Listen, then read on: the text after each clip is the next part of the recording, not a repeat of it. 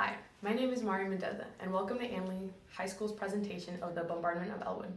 We would like to thank the Australian Maritime Museum and our fellow schools for helping to make this project possible. The 75th anniversary of war in Pacific is an excellent time to reflect and re-examine the events of the past, but also a time to take what we have learned and work to create peace for future generations. Thank you, and enjoy the show. Welcome to Sebastopol, California, home of the Anley High School Tigers. Located in beautiful Sonoma County, Sebastopol was founded in the 1850s. After a lively fistfight ensued in a local bar, the inhabitants likened it to the British siege of the Russian port of Sebastopol in the Crimean War, and thus, Sebastopol's name was adopted. Welcome to Anley, the only public high school in town. Sebastopol's high schoolers have been educated at Anley High School since 1908. Its 1,300 students and amazing staff are proud to say that we are a California distinguished school and host to championship-winning sports teams. As of 1985, Sebastopol has maintained a sister city relationship with Tokyo, Japan. The Sister Cities initiative is meant to symbolize our interconnectivity and tolerance. A prominent feature of this relationship is the annual exchange of high school students between our cities. The hope is that tragedies of World War II will never be repeated again. This idea is symbolized in their motto, World Peace, one friend at a time. And we end our tour where it all began. This is Mr. Forsland's classroom, home to our historical investigations and many hours of research. Let's see if we can get a closer look at how this all began.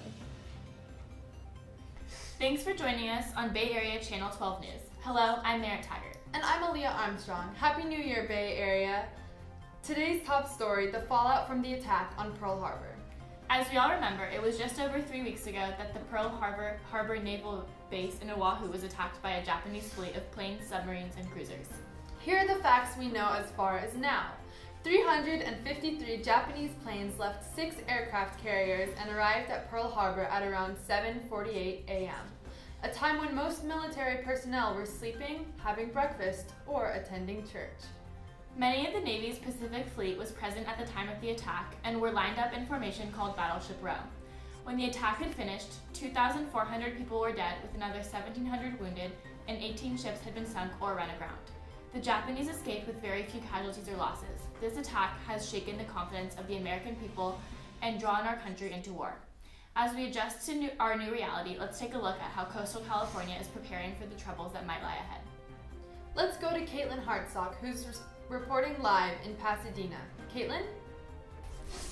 Well, an odd spectacle here in Pasadena as the 28th annual Rose Bowl between the Oregon State Beavers and the Duke Blue Devils will not be played in Pasadena for the first time in history.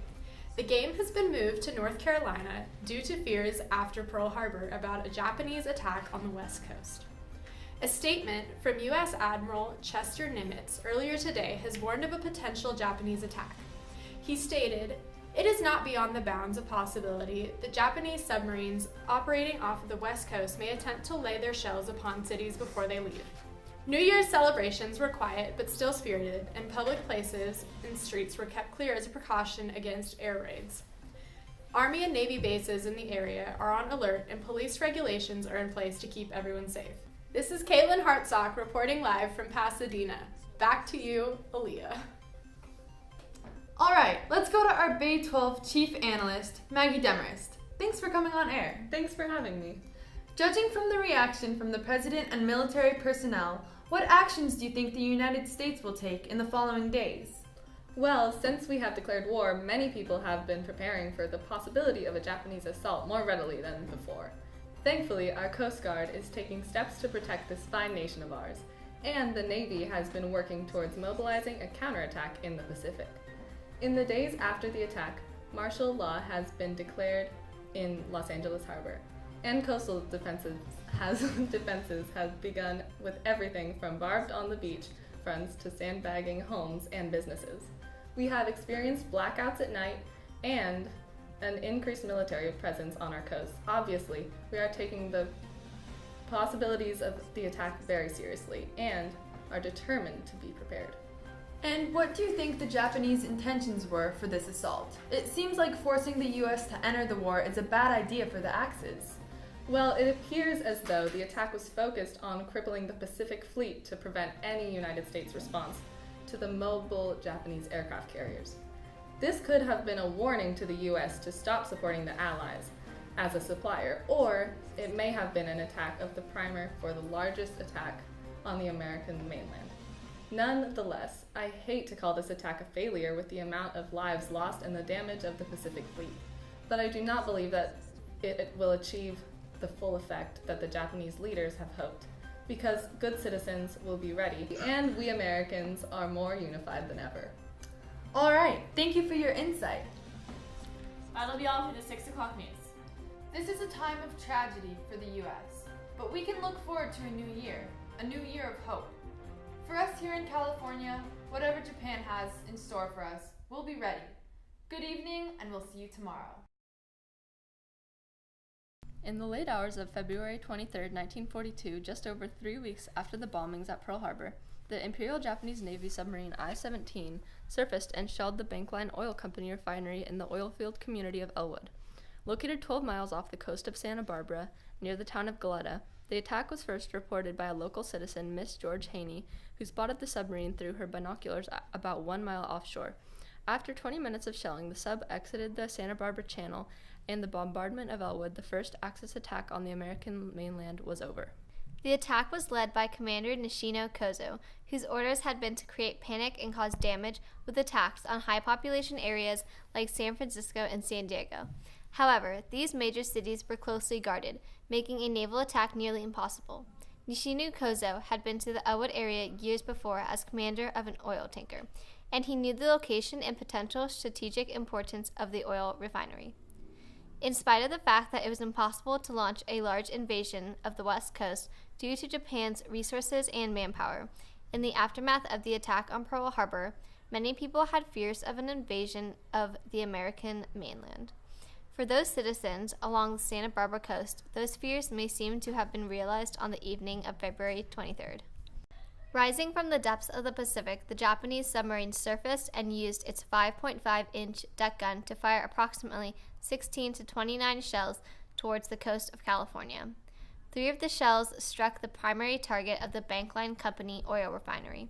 The only damage there was done to some rigging and pump equipment for a well, located about 1,000 yards inland. 1 shell overshot the target by 3 miles and landed on a ranch, where it exploded, and another landed on the nearby Staniff Ranch, but failed to explode. One local inn-owner reported, quote, "We heard a whistling noise and a thump as the projectile hit near the house," end quote. The remaining 11 shells fell short and dropped into the ocean. Nishino was chased by United States planes, but managed to get away and make his way to Alaska.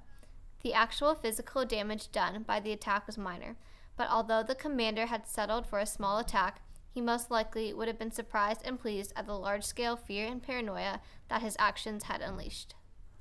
As the submarine sailed away, left behind was minor structural damage, and one of the injured servicemen who had been trying to defuse an unexploded shell. However, the physiological effect on the West Coast was far-reaching.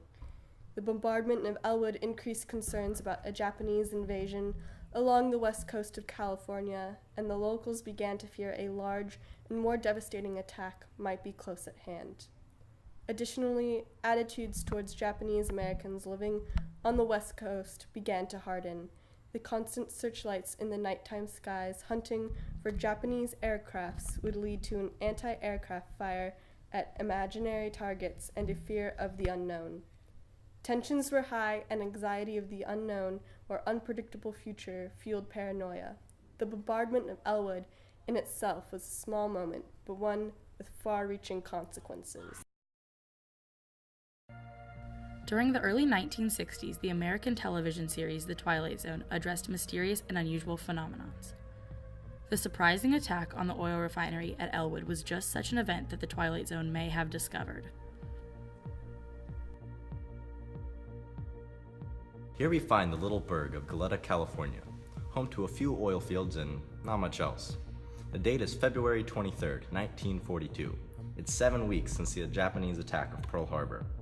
A Japanese submarine has brought chaos, confusion, intrigue, and suspicion to this little town, changing its history forever. Let's begin by asking ourselves why. Why attack Goleta, this tiny hamlet north of Santa Barbara? One possibility was revenge. Submarine Commander Kozo Nishino was visiting in the late 1930s when he reportedly tripped along the beach, falling on a prickly pear cactus. The ensuing hysterical laughter of the American oilmen might have been too much to bear. Could this humiliation really have fueled Nishino's vow of revenge? Perhaps revenge fueled the attacks on Ellwood, but perhaps there's a more sinister reason, a traitor lurking among the townspeople of Goleta. On the night of the attack, there were reports of signal lights coming from the neighboring hills. Was there a traitor in their midst? The attack on the Bankline Company oil refinery led to a wave of searchlights scanning the skies above Los Angeles. During this period of mayhem, mysterious images were reported to have been seen in the night skies, causing residents to be swept up in their fears and paranoia. Suspicion, fear, and chaos led to the internment of over 100,000 Japanese Americans during the Second World War.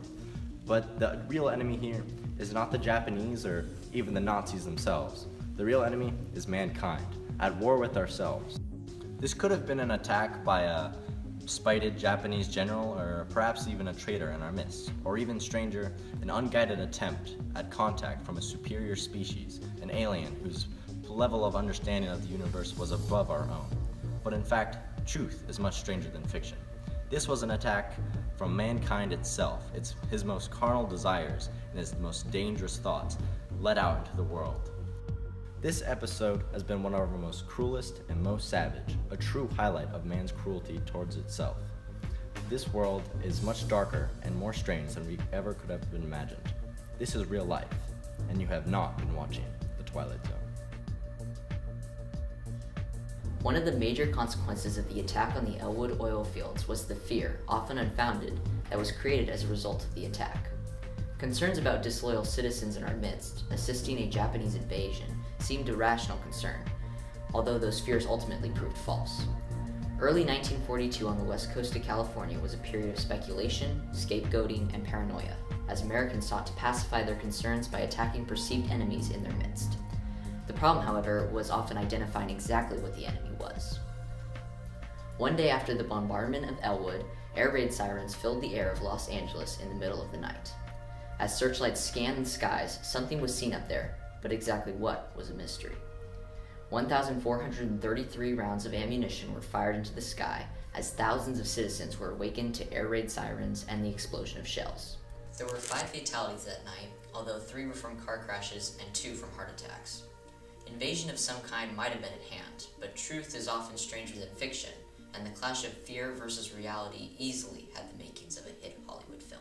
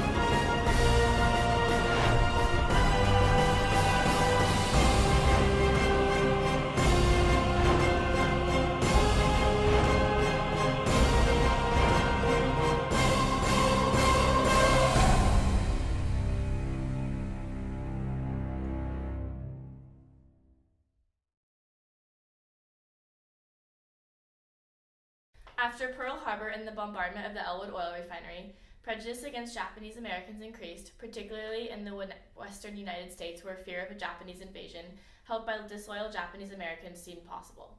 Here in Sebastopol, this fear and prejudice manifested itself when vandals sought to burn down our local Buddhist Enmanji temple. In spite of those who sought to damage the symbol of Japan in our town, a local youth group of students from Annalee formed a vigilance group to protect the temple from further damage. For weeks, they stood watch over the temple to ensure its safety. We spoke with Darryl Yagi, a minister at the Enmanji temple, who described the history of the temple and the period after war broke out. Welcome, my name is Darryl Yagi. I'm a minister's assistant at this temple. It is a Jodo Shinshu Buddhist temple. It is named Enmanji Buddhist Temple in Sebastopol. I would like to continue with the narrative on war and peace. During World War II, people of citizens of Japanese ancestry were uprooted from their homes without due process of law and forcibly shipped by train to Granada, Colorado, where they were incarcerated in Camp Amachi. This temple actually came from the World's Fair in Chicago in 1933. It was constructed in Tokyo, disassembled in pieces and put on a ship from Yokohama to San Francisco, where then it was transported by rail to Chicago. After the World's Fair, the Enmanji, the community wanted to have a temple here for its members and for the community at large. And so the community was very fortunate to get this structure, this temple, and it was named Enmanji Temple. So on April 15, 1934, was the opening ceremonies for this temple. So this year marks the 83rd anniversary of this temple. The temple serves the greater community, not just Japanese Americans, but also other ethnic groups, other people who are interested in studying Buddhism. Many of the members are professionals and work within the community and provide community service to Sebastopol and the greater Sonoma County. During the looming clouds of war hysteria, there were those who were fearful and ignorant and held feelings of racial animosity and hatred, and they vandalized and just damaged and tried to burn down this temple. This temple was the center of religious, cultural, and social activities for the community and the county, and it stood alone during this period of time. Fortunately, there were a group of Anley High School students who belonged to a youth group from the Sebastopol Community Church under the guidance of their youth advisor, who was an Anley High School social studies teacher. They came peacefully and defended and guarded the temple. Not only did they guard the temple and defend the temple from further damage, but they also defended the principles of American democracy and civil rights. After the war ended, the internees were able to return to put together and piece together a new life. After several years, the temple was able to be renovated. And during this time, the members of the temple decided to purposefully and visibly leave the interior renovation, a small portion in the back of the temple towards the ceiling, a burnt, charred areas where the temple was burnt. And this was a reminder of a dark period of our history in America, and also as a reminder that Americans' civil rights, human rights, and civil liberties should not be trampled and taken away again. Thank you. Within 2 months of the outbreak of war, President Roosevelt signed Executive Order 9066. This order gave the government power to arrest and detain American citizens of Japanese, German, and Italian ancestry. Anti-Japanese sentiment that had begun months, even years before, was now policy. Over 120,000 Japanese Americans were relocated and held at camps in the western United States, suffering losses of their property, civil rights, and dignity. The buildup of fear, paranoia, and racism since the opening months of the war had eventually reached a breaking point on the West Coast.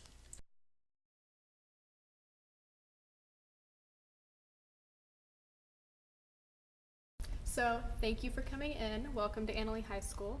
Could you please describe your family history in the United States and specifically on the California coast and in Sonoma County? Sure.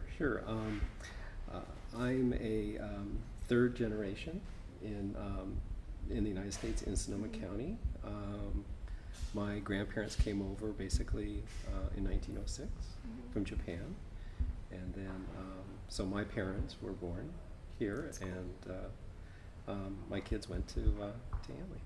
Oh, that's really cool. I didn't know that actually. Could you specify your family's ties to World War II and the effects that the war had directly on your family? Sure.